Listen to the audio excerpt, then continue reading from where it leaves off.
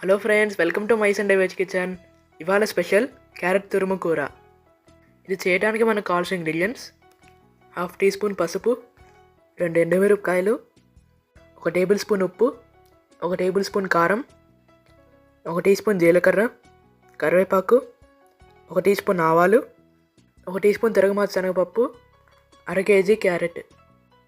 ముందుగా క్యారెట్కి చెక్కు తీసి సన్నగా తురుముకోవాలి.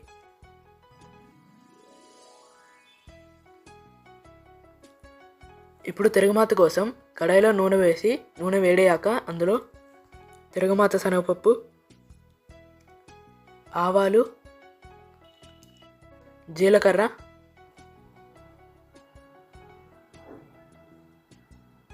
ఎండుమిరపకాయలు, కరివేపాకు ఇవి వేసి బాగా వేగించాలి.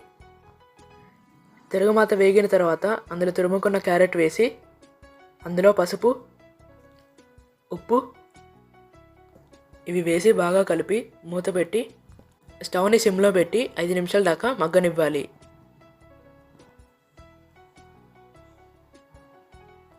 ఐదు నిమిషాల తర్వాత కారం కూడా వేసి మూత పెట్టి మరో 5 నిమిషాలు మగ్గనివ్వాలి.